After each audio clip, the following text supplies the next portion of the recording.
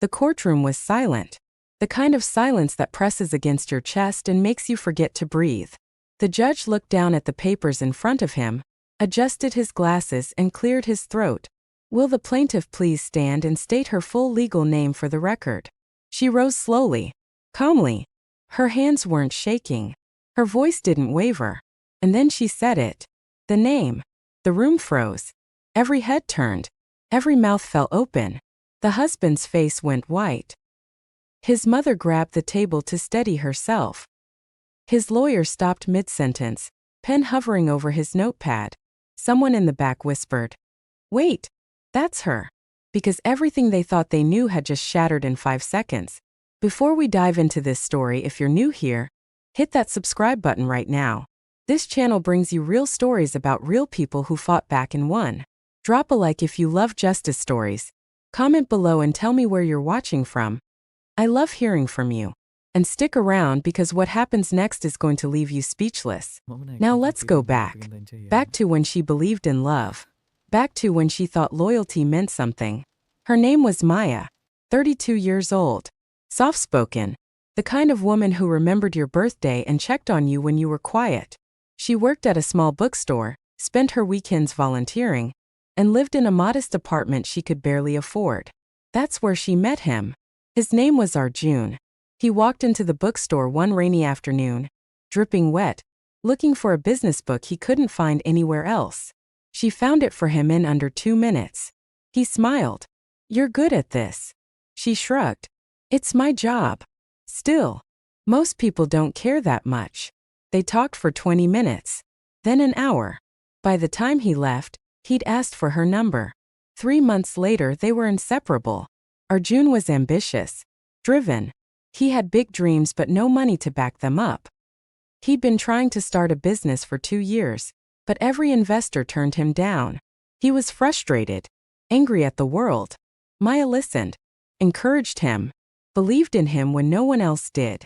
"You're going to make it," she'd say. "I know you will." "You really think so?" "I don't think. I know." He'd smile at her like she was the only thing keeping him going. And maybe she was. A year into their relationship, he proposed. Nothing fancy. Just the two of them on her apartment rooftop, city lights glowing in the distance. "I don't have much right now," he said. "But I'm going to build something. For us. I promise." She said yes. They got married 3 months later. Small ceremony. Her family. His family. Few friends. It was simple. It was enough. But here's the thing about Maya. She didn't just marry him. She invested in him. She had a small inheritance from her grandmother. $30,000. It wasn't a fortune, but it was hers. Her safety net. Her future. Arjun's business idea needed funding. Banks wouldn't touch him. Investors laughed him out of meetings. So Maya made a choice. "Take it," she said one night, handing him the bank statement. He stared at the number. "Maya, no. This is yours. Your grandmother left this for you. She left it so I could build a future. And you're my future. What if I fail? You won't. But what if? Then we start over. Together." He took the money. And 6 months later, his company launched. It was slow at first. Long hours. Tight budgets. There were nights when Maya worked double shifts at the bookstore just to keep their rent paid while Arjun poured everything into the business. She didn't complain. She didn't ask for credit. She just kept going. And slowly it started working. 1 client became 2. 2 became 10. 10 became 50. Within 3 years, Arjun's company was worth over $2 million. They moved into a bigger house, bought new cars, started hosting dinner parties with investors and business partners. Everyone praised him. Arjun is a genius. Self-made man. Look at what he built from nothing. From nothing. Maya would smile politely when people said that. But inside something twisted. Because she was there. She gave him the seed money. She worked 2 jobs while he built his dream. She sacrificed her own career, her own education so he could have his. But no one mentioned her. Not even him. At parties, when someone asked how he did it, he'd laugh and say, "Hard work. Determination. A little bit of luck." Never her name. Never "my wife believed in me." Just luck. At first, she told herself it didn't matter. She wasn't doing it for recognition. She was doing it because she loved him. But love changes when respect disappears. And respect was disappearing fast. Arjun started working later, coming home at midnight, then 2 a.m., then not at all. I'm building an empire, Maya. You have to understand. She did understand. But understanding didn't make her feel less alone. His family moved in after the company took off. His mother, his younger brother. They had their own home, but Arjun insisted. Family should be together. Maya didn't argue. She wanted him happy. But his mother didn't like her. Never had. From day one she made it clear. Maya wasn't good enough. She's too quiet. She doesn't know how to dress for these events. What does she even do all day? Arjun would laugh it off. Mom, relax. She's fine. But he never defended her. Not really. His mother started giving orders. Maya, make tea. Maya, the house is a mess. Maya, why isn't dinner ready? She was treated like a servant in her own home. And when she brought it up to Arjun, he'd sigh. She's just old-fashioned. Don't take it personally. But how else was she supposed to take it? Then came the night that changed everything. Arjun came home late. Again. He smelled like perfume. Not hers. Maya was sitting in the living room waiting. We need to talk. He barely looked at her. I'm tired, Maya. You're always tired. You're always gone. What's happening to us? Nothing's happening. I'm working. Are you seeing someone? Silence. Her heart sank. Arjun. Are you? He didn't answer. He just walked past her and went upstairs. That's when she knew. The man she gave everything to. The man she believed in. The man she built. He was done with her. And worse, he didn't even have the courage to say it. Over the next few months it got worse. He stopped pretending. Stopped hiding. There was someone else. A woman from his office. Younger. Polished. The kind of woman his mother approved of. His family knew. And they were glad. One evening, his mother sat her down. You should leave. Maya blinked. What? You heard me. You've been a burden long enough. Arjun has outgrown you. Outgrown me. Yes. You were fine when he had nothing. But now? You're embarrassing. You don't fit into his world. Maya's hands trembled. I helped build that world. His mother laughed. A cold, bitter sound. You? You gave him some money. That's it. He built everything. You contributed nothing. That's not true. Isn't it? You have no job. No career. You're just here. Taking up space. Maya stood up, her voice shaking but firm. I'm his wife. Not for long. 2 weeks later they called a family meeting. Maya walked into the living room. Arjun was there. His mother. His brother. Even his lawyer. She knew something was wrong. Sit down, his mother said. Maya stayed standing. What's this about? Arjun wouldn't look at her. His mother did all the talking. We've decided it's time for you to leave this house. Excuse me. You've been living off Arjun long enough. He's built everything. You've contributed nothing. It's time you accept reality. Maya turned to Arjun. Say something. He looked at the floor. Arjun. Look at me. He finally did. His eyes were cold. Distant. Like she was a stranger. She's right, Maya. This isn't working anymore. Her chest tightened. What are you saying? I'm saying we're done. I want a divorce. The words hit her like a truck. You're joking. I'm not. After everything I did for you? After everything I gave up? His mother cut in. You didn't give up anything. You were nobody before him. You're nobody now. Maya's voice cracked. I gave you my inheritance. I worked 2 jobs. I believed in you when no one else did. Arjun finally spoke again. And I'm grateful. But that doesn't mean we're forever. We're married. Not anymore. His lawyer slid papers across the table. Sign these. It's a clean separation. You walk away. No drama. Maya looked at the papers. Then at Arjun. Then at his family. You're really doing this. Sign the papers, Maya, his mother said. Or we'll make this very difficult for you. I don't have anywhere to go. That's not our problem. Maya felt her throat close. Her hands shook. But she didn't cry. Not yet. She picked up the pen. And she signed. Because what choice did she have? They didn't even let her pack. His mother handed her a small bag with a few clothes. That's all you need. Maya walked out of that house with nothing. No money. No home. No plan. She stood on the sidewalk watching the door close behind her. And for the first time in years she felt completely alone. But here's what they didn't know. Maya wasn't broken. She was angry. And anger, when it's focused, is a powerful thing. If you're already furious on her behalf, let me know in the comments. Do you think she should fight back or let it go? Hit that like button if you're hooked, because what happens next is going to blow your mind. Maya spent the first night at a cheap motel. The kind with flickering lights and stained carpet. She sat on the edge of the bed, staring at the wall, replaying everything in her head. How did it come to this? She'd given him everything. Her money, her time, her faith. And he threw her away like she was nothing. His mother's words echoed in her mind. You contributed nothing. Maya's jaw tightened. Nothing. She picked up her phone, scrolled through her contacts. Most of them were his friends, his family, his business partners, people who wouldn't take her side even if she begged. But there was one name she hadn't thought about in years. Priya, her college roommate.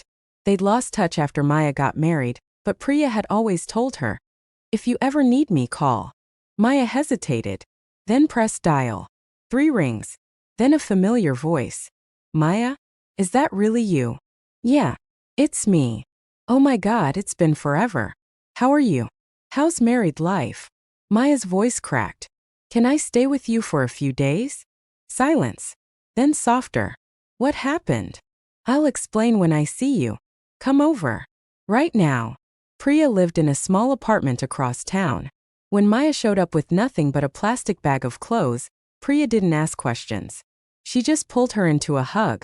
You're safe now. Whatever happened, we'll figure it out. That night, Maya told her everything. The money, the business, the affair, the family meeting, the papers, being thrown out. Priya listened, her face growing darker with every sentence. When Maya finished, Priya was silent for a moment. Then she stood up and paced. They can't do this. They already did. No. Legally. They can't just throw you out. You're his wife. You invested in that business. You have rights. I signed the papers, Priya. It's over. Did you read them? Maya hesitated. Not really. His lawyer was rushing me. His mother was yelling. I wanted to leave. Priya grabbed her laptop. We're going to a lawyer. Tomorrow. First thing. I don't have money for a lawyer. Then we'll find one who'll take the case. Because what they did to you, that's not just cruel. It's illegal. The next morning, they went to see a lawyer named Mr. Mehta.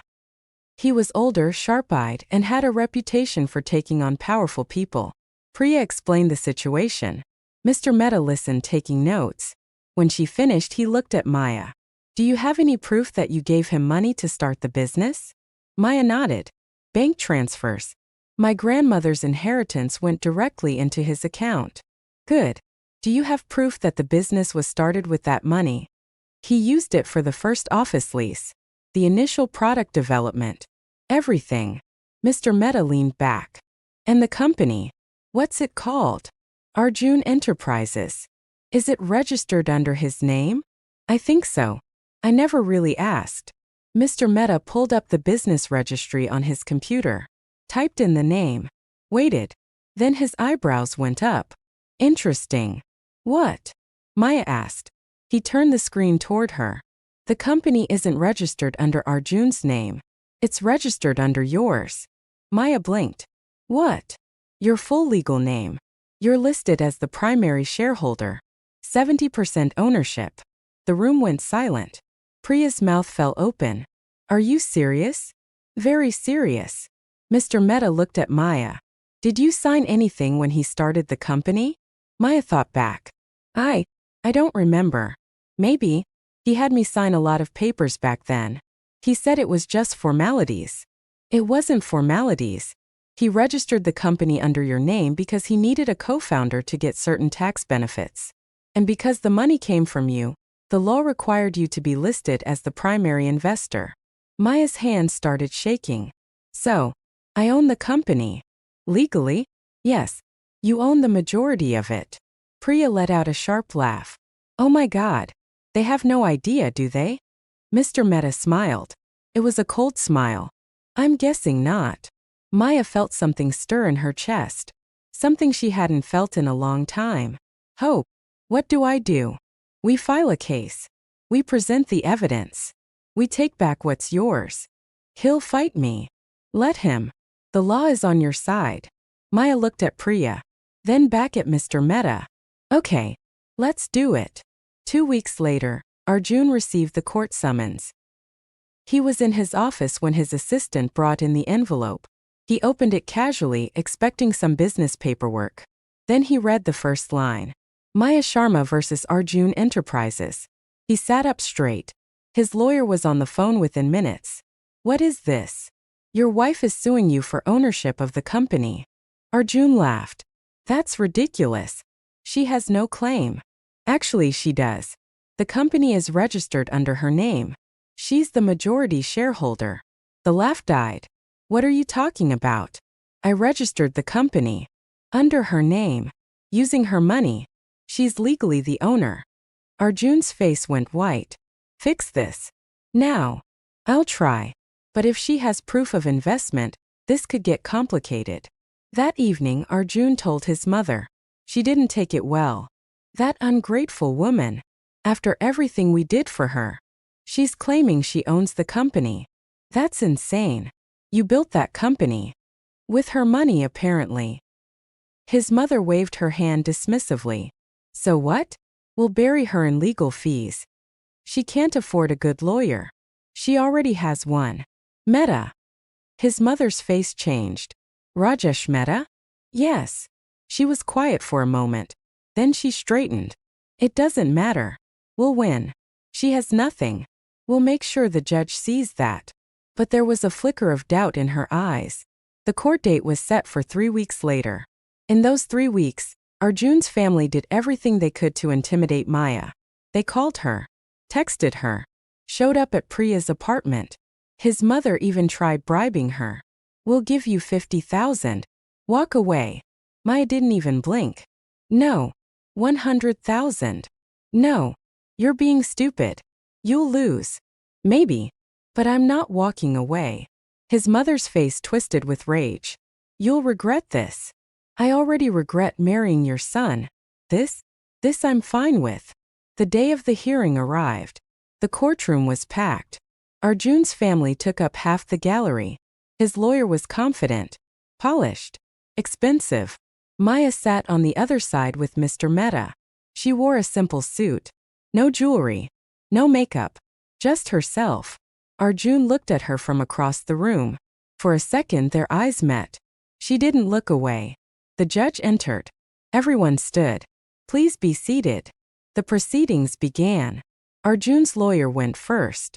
He was smooth, confident. He painted Maya as a woman who contributed nothing. Your Honor, my client built this company from the ground up. He worked day and night. He took the risks. Mrs. Sharma was simply a supportive spouse. She has no legal claim to the business. The judge listened, took notes, then turned to Mr. Mehta. Counselor. Mr. Mehta stood. He didn't raise his voice, didn't perform. He just laid out the facts. Your Honor, Mrs. Sharma provided the initial capital for this business.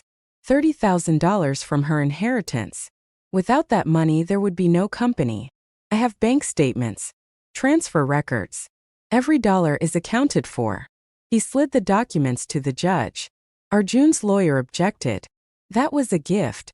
Between husband and wife. It was an investment, Mr. Mehta replied calmly. And the company registry proves it. Mrs. Sharma is listed as the primary shareholder. 70% ownership. This isn't a marital dispute. This is a business ownership case. The judge examined the documents. His expression didn't change. And the defendant disputes this claim? Arjun's lawyer stood. We argue that the registration was an error.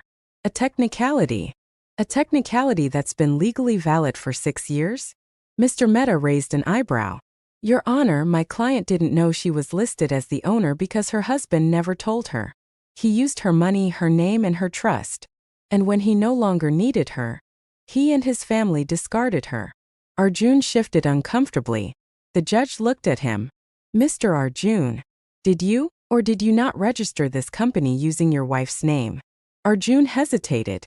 Yes, but it was for tax purposes. And did you inform her that she was the primary shareholder? Silence.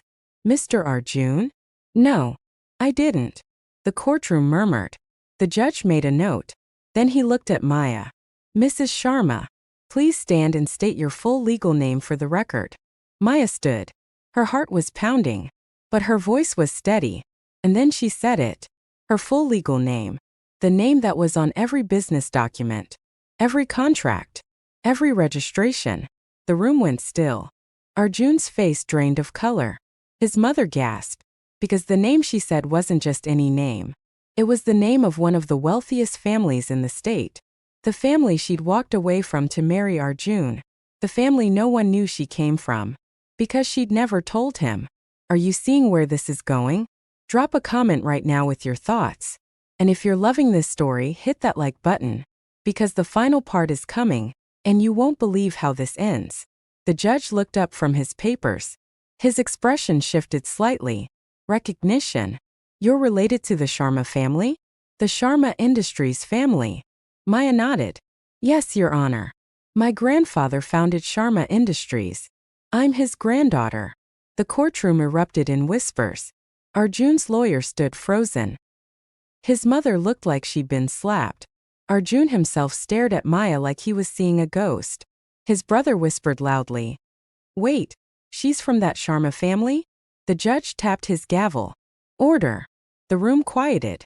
Mr. Mehta continued, his voice calm but firm. Your Honor, my client chose to live a modest life. She walked away from her family's wealth to build something honest with the man she loved. She used her personal inheritance, not her family's money, to invest in his business. She worked 2 jobs to support them while he built his company. And when that company succeeded, he and his family erased her from the story. They called her worthless. They threw her out with nothing. He paused, letting that sink in. But the law doesn't care about their version of the story. The law cares about facts. And the facts are clear. Mrs. Sharma owns 70% of Arjun Enterprises. She is the primary shareholder. She has been since day one. Arjun's lawyer tried to recover. Your Honor, even if the registration is technically in her name, she was not involved in the day-to-day operations of. That's irrelevant, Mr. Mehta cut in. Ownership is ownership. She doesn't need to be in the office every day to own the company. The defendant used her money, her name, and her legal identity to build his business. He cannot now claim she has no rights to it. The judge looked at the documents again. Then at Arjun. Mr. Arjun, do you have any documentation showing that Mrs. Sharma willingly transferred her ownership to you? Arjun's lawyer whispered to him frantically. Arjun shook his head. No, Your Honor. Do you have any proof that the money she gave you was a gift and not an investment? Another whispered conversation. Another head shake. No, Your Honor.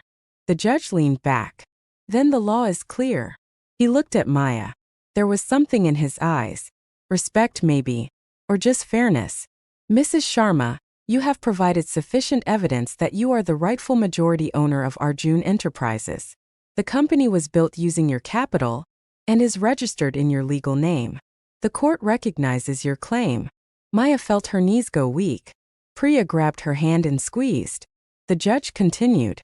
Furthermore, the court finds that you were removed from your marital home without due process and without fair division of assets. Mr. Arjun, you and your family coerced Mrs. Sharma into signing papers under duress. Those documents are void. Arjun's mother stood up. This is ridiculous. She can't just take everything. The judge's gaze turned icy. Madam, sit down, or I will have you removed from this courtroom. She sat. The judge looked back at his papers. The court's ruling is as follows. Mrs. Maya Sharma retains her 70% ownership of Arjun Enterprises. Mr. Arjun retains 30% as the managing partner, provided Mrs. Sharma agrees to this arrangement. All marital assets will be divided fairly, with Mrs. Sharma receiving her equitable share plus compensation for emotional distress and wrongful eviction. He paused. Additionally, Mr. Arjun and his family are ordered to issue a public apology and are prohibited from contacting Mrs. Sharma outside of legal and business channels. He banged the gavel. This court is adjourned. The room exploded. Reporters rushed forward. Arjun sat frozen in his seat. His mother was shouting at his lawyer. His brother looked ready to bolt. Maya just stood there, letting it all wash over her. She'd won. Outside the courthouse, the cameras swarmed. Microphones were shoved in her face. Mrs. Sharma, how do you feel? Will you take over the company? Do you have a message for your ex-husband? Mr. Mehta stepped in front of her. My client has no comment at this time. Thank you. Priya led her to the car. Once inside, Maya finally let herself breathe. You did it, Priya said, her eyes shining. You actually did it. Maya nodded, still numb. I did. What happens now? I don't know. I guess I run a company. Priya laughed. You're going to be amazing. Back at Priya's apartment, Maya sat on the couch staring at her phone. Messages were pouring in. From old friends. From family members she hadn't spoken to in years. Even from business contacts who suddenly remembered her name. One message stood out. It was from her grandfather. I heard what happened. I'm proud of you. Come see me when you're ready. Maya smiled. She'd walked away from her family to prove she didn't need their money or their name. And now she'd proven it. She didn't need anyone. She'd saved herself. 3 months later, Maya walked into the offices of Arjun Enterprises. Her company now. The staff stared as she passed. Whispers followed her down the hall. She walked into the main conference room. Arjun was already there, sitting at the head of the table. She didn't sit down. That's my seat. He looked up at her. For a moment he didn't move. Then slowly he stood and moved to the side. Maya sat down. The executives around the table watched in silence. Let's get one thing clear, Maya said, her voice calm but firm. This company was built with my money. It's registered in my name. And from today it's going to be run my way. She looked at Arjun. You can stay on as a managing partner. But you report to me. You follow my decisions. And if you don't like it, you can sell me your 30% and walk away. Arjun's jaw tightened. But he nodded. Good. Now let's talk about the changes we're making. Over the next year, Maya transformed the company. She brought in new leadership, expanded into new markets, treated employees with respect and fairness. And the company didn't just survive. It thrived. Revenue doubled. Staff morale skyrocketed. Industry publications called her one of the most impressive comeback stories in business. Arjun stayed on, but he was quiet, humbled. He did his job and nothing more. His mother tried to reach out once. Maya ignored the call. She didn't need closure from them. She'd already moved on. One evening, Maya stood on the balcony of her new apartment, looking out at the city. Priya joined her, handing her a cup of tea. You ever think about what your life would have been like if you just walked away? Maya sipped her tea. Every day. Regret it? Not even a little. Priya smiled. Good. Because you're kind of a legend now. Maya laughed. I'm just someone who refused to disappear. That's what makes you a legend. They stood in comfortable silence, watching the lights flicker below. And Maya realized something. She wasn't angry anymore. She wasn't bitter. She wasn't broken. She was free. The people who tried to destroy her had given her the greatest gift of all. They'd shown her what she was capable of. They'd underestimated her. And that had been their biggest mistake. Because Maya didn't need their approval. She didn't need their recognition. She didn't need anything from them. She had herself.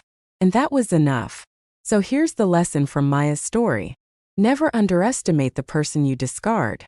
Never assume someone is powerless just because they're quiet. And never ever betray the person who believed in you when no one else did. Because loyalty is rare. And when you throw it away, you might just lose everything. What do you think? Would you have fought back like Maya? Or would you have walked away? Drop a comment and let me know. If this story inspired you, hit that like button. And if you want more stories like this, stories about real people who refuse to stay down, subscribe and turn on notifications. Share this with someone who needs to hear it. Someone who's been underestimated. Someone who's been told they're not enough. Because maybe, just maybe, they're the next Maya. Thanks for watching.